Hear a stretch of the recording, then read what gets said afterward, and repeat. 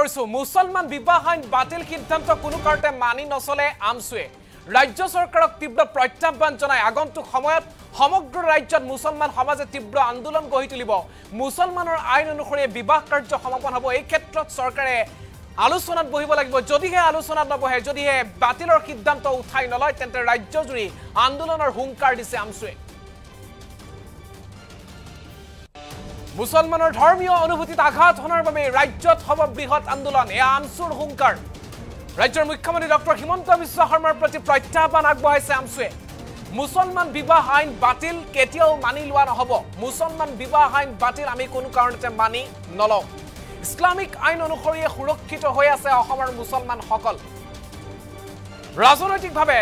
মুখ্যমন্ত্ৰী ডক্টৰ হিমন্ত বিশ্ব শৰ্মাই মুছলমানক টাৰ্গেট কৰিছে এয়া আমছুৰ মন্তব্য কুৰান আৰু হাদিছৰ নীতি নিয়মতেই মুছলমানৰ বিবাহ হ'ব এই ক্ষেত্ৰত ৰাজ্য চৰকাৰৰ বাধা আৰু মানি লোৱা নহ'ব বেয়া কামক কেতিয়াও প্ৰশ্ৰয় নিদিয়ে ইছলামে আমছুৰ তৰফৰ পৰা এনেদৰে মন্তব্য প্ৰকাশ কৰা হৈছে চৰকাৰৰ শেহতীয়া সিদ্ধান্তক লৈ মুছলমান সমাজৰ লগত আলোচনা কৰিহে আইন বনাওক চৰকাৰে এই আহ্বান ৰাখিছে আমছুৰ তৰফৰ পৰা মুছলমানৰ বিবাহ আইনক লৈ আমছু আৰু ৰাজ্যিক জমিয়ত উলেমাৰ বৈঠক অনুষ্ঠিত হৈছে আৰু ৰাজ্যিক জমিয়ত উলেমা আৰু আমছুৱে যুটীয়াভাৱে এই সিদ্ধান্ত গ্ৰহণ কৰিছে চৰকাৰৰ বিৰুদ্ধে গৰজি উঠিছে AAMSU all Assam minority student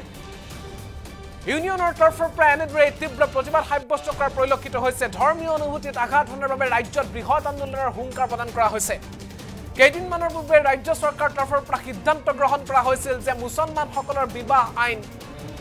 বাতিল কৰা হ'ব তাৰ পৰিৱৰ্তে জাতি ধৰ্ম বৰ্ণ নিৰ্বিশেষে সকলোৰে বাবে বিবাহৰ আইন হ'ব অসমত একেই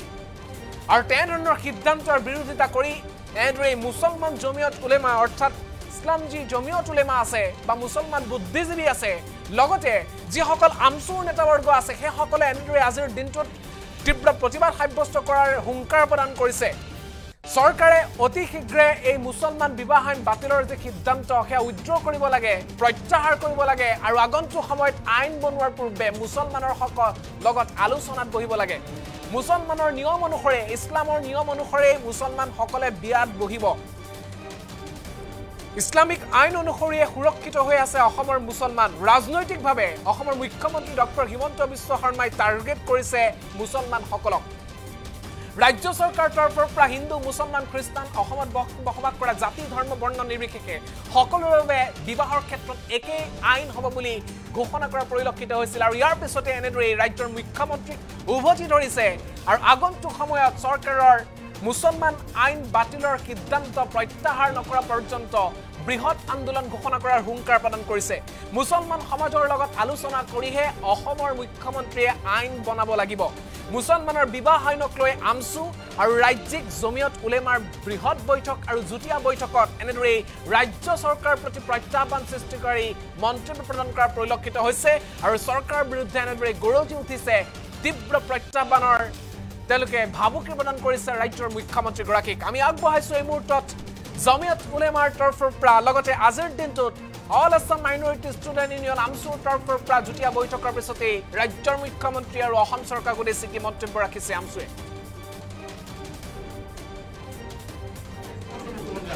ধৰ্মীয় আবেগ অনুভূতিত বা কৰ্মত যদি তাৰ আঘাত আনিব বিচাৰে তেতিয়াহ'লে আমি আন্দোলনটো গণতান্ত্ৰিকভাৱে আইনগতভাৱে যুঁজ হ'ব আৰু মুখ্যমন্ত্ৰী ডাঙৰীয়াক এটা কথা স্পষ্টকৈ কৈ দিছো যে কৰ্মৰ ওপৰত আঘাত আনিব পৰাৰ চেষ্টা যাতে মুখ্যমন্ত্ৰী ডাঙৰীয়াই নকৰে যদি কিবা ইছলামৰ ক্ষেত্ৰত কিবা ভুল দেখিছে তেওঁ আলাপ আলোচনা কৰক আমি আলাপ আলোচনা কৰিবলৈ নাৰাজু আছো কিন্তু তেওঁ জবৰদস্তি যদি কোনো ধৰণৰ আইন জাপি ইছলামৰ ৰীতি নীতি বা আজি ইমান দিনে বিবাহ কি হৈছে আজি কাজি নোহোৱাকে আজি এটা ৰেজিষ্টাৰ কৰিলো আজি পুৰোহিত নোহোৱাকে আজি বিবাহ হ'ব আজি এটা ৰেজিষ্টাৰ কৰি দিলে পুৰোহিত যোনটো লাগিব অনুৰূপটো কাজি এজন আমাক লাগিব আজি কাজি এজন আমাক যে দোৱা এটা কৰিব লাগে আজি মহিলাসকল কৈছে মহিলাসকল সুৰক্ষিত নহয় আজি আমাৰ ডেলমহলৰ কথা আছে যে মহিলাসকলক সুৰক্ষিত কৰা হয় সেই কথাটো আজি ডেলমহলৰ ক্ষেত্ৰত আজি কি হ'ব ইয়াত ডেলমহলৰ ক্ষেত্ৰত আজি নাই আজি সেই ডেলমহৰ আজি এজন কিবা কাৰণত বিবাহ নিশ্চয় হৈ যায় মানুহৰ মহিলাজন সুৰক্ষিত হবে তাত এটা ডেলমহৰ পৰা পইচা এটা আদায় দিব লাগে সেইটো আজি ইয়াত নাই গতিকে মুখ্যমন্ত্ৰীয়ে এইবোৰ কথা আলোচনা নকৰাকে তেওঁ আসলে কেৱলমাত্ৰ ধৰ্মীয় ৰাজনীতি কৰিবৰ কাৰণে 26ৰ ইলেকশ্যন পাৰ কৰিবৰ কাৰণে যদি মুখ্যমন্ত্ৰী এই ধৰণৰ কাম কাজ কৰে গতিকে সেইটো আমি মানিব যাৰ কাৰণে আমি আজি আহি কৈছো যে আমি আইনগতভাৱেও যুঁজিম মুখ্যমন্ত্ৰীক কথাখিনি লিখিত আকাৰে জনাম ৰাজ্যপালকক জনাম গতিকে আমাৰ যিখিনি ইছলামিক ৰীতি নীতি 1935 একমতে আমি ইমান দিনে সুৰক্ষিত হৈ আছিলো সেই সুৰক্ষিত হিচাপে আমাক ৰাখিব লাগে কৰবাত যদি সুৰঙা আছে সেই সুৰঙাখিনি দেখুৱাই দিয়ক ইছলামিক পণ্ডিতসকলে সেই সুৰঙাখিনি দূৰ কৰিব কিন্তু 35 যিখন আইন এজ পাৰ অৰ্ডিনেন্স নালাইন হৈ আছে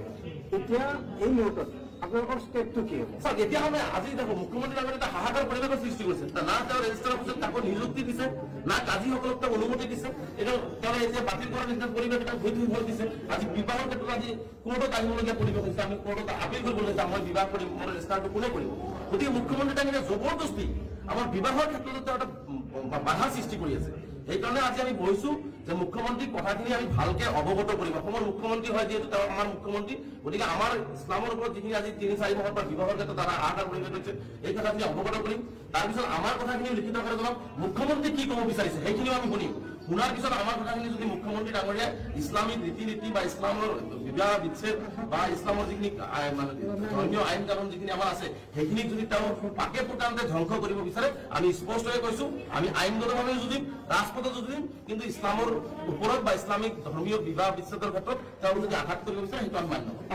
শেষ প্ৰশ্ন এই আপোনালোকৰ এই যে বিগত 4 মাহত অৰ্ডিনেন্স প্ৰকাশ পোৱাৰ পিছত কি ধৰণে নিকাহটো সম্পন্ন হৈ আছে বা বিচ্ছেদ আমাৰ ইছলামিক ৰীতি নীতি মতে বিবাহটো হৈ গৈ বিবাহ হ'বই আমাৰ কথা হৈছে আমাৰ ইছলামিক ৰীতি নীতি মতে আমাৰ বিবাহ হ'বই এতিয়া ৰেজিষ্টাৰ হ'লেও আমাৰ ইছলামিক ৰীতি নীতি মতে বিবাহ হৈ আছে হৈ থাকিব আৰু কৰিবই লাগিব এইটো আপুনি মই বাৰে বাৰে কৈছো যে এজন আপুনি কোৰ্টতে ৰেজিষ্টাৰ কৰিলেও আপুনি হয়তো কোনোবা এটা মন্দিৰত গৈ বা কোনোবা এটা গীৰ্জাত গৈ আপুনি সেইখিনি পুৰোহিতৰ জৰিয়তে বা আমাৰ ইহৰ জৰিয়তে আমি সাধাৰণ জৰিয়তে সেইখিনি আমি কৰিব লাগিব আমাৰ ধৰ্মীয় যিবিলাক মৌলনা আছে মৌলনাৰ জৰিয়তে আমি সেইখিনি কৰিব লাগিব কিন্তু আমি কৰিবই লাগিব আৰু সেইখিনি ৰীতি নীতি চলি আছে কিন্তু আজি এটা মানে চৰকাৰীভাৱে যে আজি এটা মানে মানুহখিনি যে বিবাদত পৰি আছে চৰকাৰীভাৱে যে তেওঁলোকক আচলতে ই কৰা হৈ থকা নাই এই কথা বাৰ্তাখিনি আচলতে মুখ্যমন্ত্ৰী আচলতে ষড়যন্ত্ৰ কৰি আছে যাৰ কাৰণে আমি সেইকাৰণে আজি ইমাৰ্জেঞ্চি বহিব লগা হৈছে জমিয়ত আমছু অসমৰ বিভিন্ন বুদ্ধিজীৱীক লৈ আমি বহিব লগা হৈছে কথাখিনি আজি আমি ইয়াতে আজি আমাৰ যিখিনি সাৰমৰ্ম কথাখিনি আজি আমাৰ সাজেশ্যন দিছে এইখিনি কথা আমি অৱগত কৰিম যদি আমাৰ এই বিবাহ 1935 চনৰ বিবাহ আইন বিয়াৰ বিচ্ছেদ এই ক্ষেত্ৰত যদি তেওঁ বাহাল ৰাখি যদি সুবিধা কৰি নিদিয়ে তেনেহ'লে পৰৱৰ্তী পৰ্যায়ত কিন্তু মুখ্যমন্ত্ৰী ডাঙৰীয়াই সমগ্ৰ অসমতে কিন্তু ধৰ্মীয় আবেগ অনুভূতিত যি আঘাত হোৱাৰ প্ৰৱণতা আৰম্ভ কৰিছে তাৰ কাৰণে তেওঁ বাধাৰ সৃষ্টি কিন্তু কেৰালা আৰু জম্মু কাশ্মীৰৰ ক্ষেত্ৰত যিখন ৰুল আছে তেওঁলোকৰ বা আইন আছে সেই আইনৰ কথাটো তেওঁ এটা সময়ত উল্লেখ কৰিছিল গতিকে সেই ধৰণৰো হ'ব পাৰে কাৰণ তাতেও কাজি চিষ্টেমটো নাই যদি মুখ্যমন্ত্ৰী ডাঙৰীয়া তেনেহ'লে আমিও আইন বনাব লাগিব আমি আম পাব্লিক আইন বনাই আমি অসম বিধানসভাত জমা দিব লাগিব আমিও তেনেহ'লে আইনৰ নতুন আইন আমি কাৰণ আমি আমাৰ কথা হৈছে যে ইছলামিক ৰীতি নীতি কোৰআন হাদিছৰ ওপৰত সুৰক্ষিত হৈ থাকিব লাগিব মুছলমানসকল আমি কিন্তু কোনো ধৰণৰ বেয়া কামৰ কাৰণে কোৱা নাই বেয়া কাম ইছলামে কেতিয়াও প্ৰশ্ৰয় নিদিয়ে গতিকে যদি মুখ্যমন্ত্ৰী ডাঙৰীয়াই কাশ্মীৰৰ কথা কয় কেৰেলাৰ কথা কয় বা তেওঁ যদি বাতিলেই কৰে তেনেহ'লে আমি নতুন আইন আমি মুখ্যমন্ত্ৰী ডাঙৰীয়া আমাৰ পৰামৰ্শ লওক আমি আইন বনাম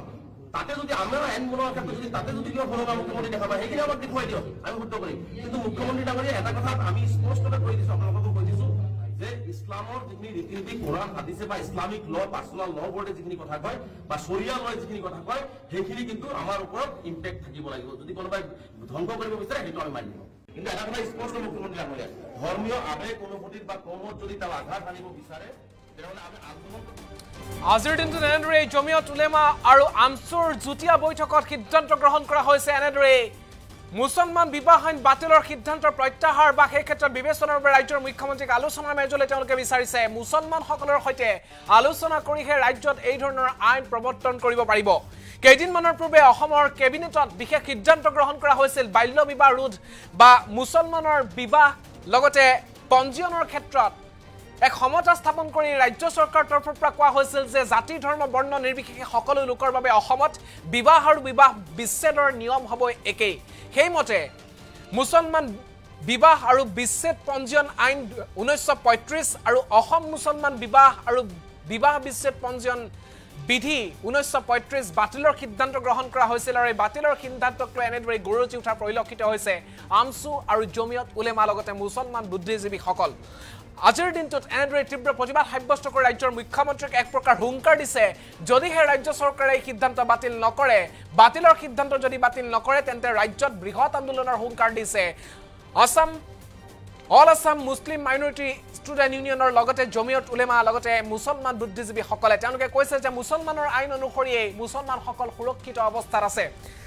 বিবাহ আইন লগতে বিবাহ বিচ্ছেদ আইনৰ অনুসৰি অসম চৰকাৰে যি ধৰণৰ সিদ্ধান্ত কেবিনেটত গ্ৰহণ কৰিছে সেই মতে 18 বছৰ বিয়াৰ বয়স ছোৱালীৰ ক্ষেত্ৰত 21 বছৰ ল'ৰাৰ ক্ষেত্ৰত ঠিক তেনেদৰে যদিহে বিবাহ বিচ্ছেদ হয় বিবাহ বিচ্ছেদ কৰাৰ সময়ত আন এগৰাকী পত্নীক বিবাহ বিচ্ছেদৰ পূৰ্বে আদৰি ল'ব নোৱাৰিব বা বিয়া সম্পন্ন কৰিব নোৱাৰিব তেনেধৰণৰ যথেষ্ট বিশেষ ব্যৱস্থা সেই নতুন আইনমতে ৰাজ্যত কাৰ্যকৰী কৰাৰ ক্ষেত্ৰত বিশেষ ব্যৱস্থা গ্ৰহণ কৰিছে ৰাজ্য চৰকাৰে সেই মুহূৰ্ততে এতিয়া মুছলমান বিবাহ আইনৰ যি বাতিলৰ সিদ্ধান্ত লগতে সকলোৰ বাবে সমতা স্থাপনৰ ক্ষেত্ৰত ৰাজ্যিক কেবিনেটে অসম বাতিল বিধেয়ক 2024ত অনুমোদন জনাইছিল আৰু এই বাতিল কৰাৰ পিছতেই এৰেডৰি আমছু আৰু জমিয়ত উলেমাৰ নেতৃবৰ্গই ৰাজ্য চৰকাৰৰ বিৰুদ্ধে তীব্ৰ প্ৰতিবাদ সাব্যস্ত কৰাৰ হুংকাৰ প্ৰদান কৰিছে অতি শীঘ্ৰেই সেই যি বাতিলৰ সিদ্ধান্তত কেবিনেটে অনুমোদন জনাইছিল তেনে সিদ্ধান্ত অসমত প্ৰত্যাহাৰ কৰিব লাগে আৰু তেওঁলোকে কৈছে যে কুৰান আৰু হাছিদৰ নিয়ম নীতি অনুসাৰে মুছলমানৰ বিবাহ অনুষ্ঠিত হ'ব মুছলমানৰ বিবাহক লৈ ৰাজ্য চৰকাৰে কোনো ক্ষেত্ৰত বাধা দিব নোৱাৰিব ইছলামিক আইন অনুসৰি সুৰক্ষিত হৈ আছে অসমৰ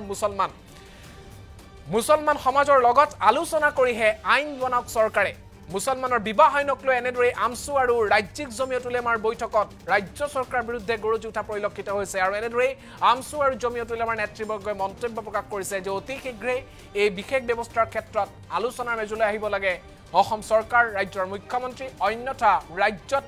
তীব্ৰ আন্দোলন গঢ়ি তুলিব আমছু আৰু জমিয়ত উলেমাৰ নেতৃবৰ্গ আগবঢ়াইছো পুনৰবাৰ মন্তব্য কি মন্তব্য কৰিছে আজি বৈঠকৰ পিছত আমছু আৰু জমিয়ত উলেমাৰ নেতৃবৰ্গই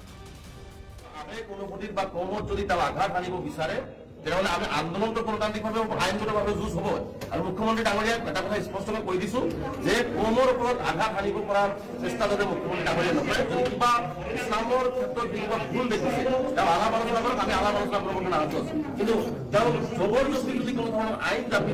ইছলামৰ ৰীতি নীতি বা আজি ইমান দিনে বিবাহ কি হৈছে আজি কাজি নোহোৱাকে আজি এটা ৰেজিষ্টাৰ কৰিলো আজি পুৰোহিত নোহোৱাকে আজি বিবাহ হ'বই আজি এটা ৰেজিষ্টাৰ কৰি দিলে পুৰোহিত জন্তু লাগিব অনুৰূপটো কাজি এজন আমাক লাগিব আজি কাজি এজন আমাক যে দোৱা এটা কৰিব লাগে আজি মহিলাসকল কৈছে মহিলাসকল সুৰক্ষিত নহয় আজি আমাৰ ডেলমহলৰ কথা আছে যে মহিলাসকলক সুৰক্ষিত কৰা হয় সেই কথাটো আজি ডেলমহলৰ ক্ষেত্ৰত আজি কি হ'ব ইয়াত ডেলমহলৰ ক্ষেত্ৰত আজি নাই আজি সেই ডেলমহৰ আজি এজন কিবা কাৰণত বিবাহ বিচ্ছেদ হৈ যায় এজন মানুহৰ মহিলাজন সুৰক্ষিত হ'ব তেওঁ এটা ডেলমহলৰ পৰা পইচা এটা আদায় দিব লাগে সেইটো আজি ইয়াত নাই গতিকে মুখ্যমন্ত্ৰীয়ে এইবোৰ কথা আলোচনা নকৰাকে তেওঁ আচলতে কেৱল মাত্ৰ ধৰ্মীয় ৰাজনীতি কৰিবৰ কাৰণে 26ৰ ইলেকশ্যন পাৰ কৰিবৰ কাৰণে যদি মুখ্যমন্ত্ৰী এই ধৰণৰ কাম কাজ কৰে গতিকে সেইটো আমি মানিব যাৰ কাৰণে আমি আজি আহি কৈছো যে আমি আইনগতভাৱেও যুঁজিম মুখ্যমন্ত্ৰীক কথাখিনি লিখিত আকাৰে জনাম ৰাজ্যপালক জনাম গতিকে আমাৰ যিখিনি ইছলামিক ৰীতি নীতি 1935 একমতে আমি ইমান দিনে সুৰক্ষিত হৈ আছো সেই সুৰক্ষিত হিচাপে আমাক ৰাখিব লাগে কৰবাত যদি সুৰঙা আছে সেই সুৰঙাখিনি দেখুৱাই দিয়ক ইছলামিক পণ্ডিতসকলে সেই সুৰঙাখিনি দূৰ কৰিব কিন্তু 35 যিখন আইন এজ পাৰ অৰ্ডিনেন্স নালাইন হৈ আছে এতিয়া এই মুহূৰ্তত আপোনালোকৰ ষ্টেপটো কি হ'ব স্যাৰ এতিয়া আমি আজি দেখো মুখ্যমন্ত্ৰী ডাঙৰীয়াই এটা হাহাকাৰ পৰিৱেশৰ সৃষ্টি কৰিছে না তেওঁ ৰেজিষ্টাৰৰ পিছত তাকো নিযুক্তি দিছে না কাজীসকলক তেওঁ অনুমতি দিছে এটা তেওঁ এতিয়া বাতিল কৰাৰ নিচিনা পৰিৱেশ এটা হৈ দিছে আজি বিবাহৰ ক্ষেত্ৰত আজি কোৰ্টত আহিবলগীয়া পৰিৱেশ হৈছে আমি কোৰ্টত আপিল কৰিবলৈ যাম মই বিবাহ কৰিম মোৰ ৰেজিষ্টাৰটো কোনে কৰিব গতিকে মুখ্যমন্ত্ৰী ডাঙৰীয়াই জবৰদস্তি আমাৰ বিবাহৰ ক্ষেত্ৰত তেওঁ এটা বাধা সৃষ্টি কৰি আছে সেইকাৰণে আজি আমি বহিছো যে মুখ্যমন্ত্ৰী কথাখিনি আমি ভালকে অৱগত কৰিম অসমৰ মুখ্যমন্ত্ৰী হয় যিহেতু তেওঁ আমাৰ মুখ্যমন্ত্ৰী গতিকে আমাৰ ইছলামৰ ওপৰত যিখিনি আজি 3-4 মাহৰ পৰা বিবাহৰ ক্ষেত্ৰত দ্বাৰা আঘাত পৰিৱেশ হৈছে এই কথাখিনি অৱগত কৰিম তাৰপিছত আমাৰ কথাখিনি লিখিত আকাৰে জনাম মুখ্যমন্ত্ৰী কি ক'ব বিচাৰিছে সেইখিনিও আমি শুনিম শুনাৰ পিছত আমাৰ কথাখিনি যদি মুখ্যমন্ত্ৰী ডাঙৰীয়াই ইছলামিক ৰীতি নীতি বা ইছলামৰ বিবাহ বিচ্ছেদ বা ইছলামৰ যিখিনি মানে ধৰ্মীয় আইন কানুন যিখিনি আমাৰ আছে সেইখিনি যদি তেওঁ পাকে পোটানতে ধ্বংস কৰিব বিচাৰে আমি স্পষ্টকৈ কৈছো আমি আইনগতভাৱে যুঁজিম ৰাজপথত যুঁজিম কিন্তু ইছলামৰ ওপৰত বা ইছলামিক ধৰ্মীয় বিবাহ বিচ্ছেদৰ ক্ষেত্ৰত তেওঁ যদি আঘাত কৰিব বিচাৰে সেইটো আমি মান্য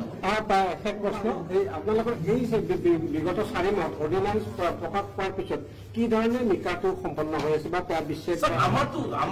আমাৰ ইছলামিক ৰীতি নীতি মতে বিবাহটো হবই বিবাহ হবই আমাৰ কথা হৈছে আমাৰ ইছলামিক ৰীতি নীতি মতে আমাৰ বিবাহ হবই এটা ৰেজিষ্টাৰ হ'লেও আমাৰ ইছলামিক ৰীতি নীতি মতে বিবাহ হৈ আছে হৈ থাকিব আৰু কৰিবই লাগিব এইটো আপুনি মই বাৰে বাৰে কৈছো যে এজন মানুহ আপুনি কোৰ্টত ৰেজিষ্টাৰ কৰিলেও আপুনি হয়তো কোনোবা এটা মন্দিৰত গৈ বা কোনোবা এটা গীৰ্জাত গৈ আপুনি সেইখিনি পুৰোহিতৰ জৰিয়তে বা আমাৰ ইহৰ জৰিয়তে আমি সাধাৰণ জৰিয়তে সেইখিনি আমি কৰিব লাগিব আমাৰ ধৰ্মীয় যিবিলাক মৌলনা আছে মৌলনাৰ জৰিয়তে আমি সেইখিনি কৰিব লাগিব কিন্তু আমি কৰিবই লাগিব আৰু সেইখিনি ৰীতি নীতি চলি আছে কিন্তু আজি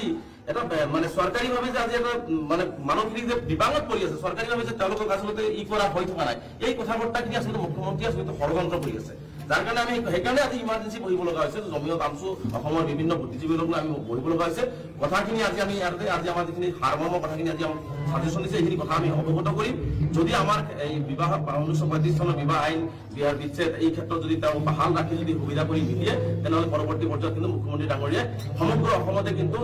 ধৰ্মীয় আবেগ অনুভূতি যি আঘাত হোৱাৰ প্ৰৱণতা আৰম্ভ কৰিছে তাৰ কাৰণে তেওঁ বাধাৰ সৃষ্টি কিন্তু কেৰালা আৰু জম্মু কাশ্মীৰৰ ক্ষেত্ৰত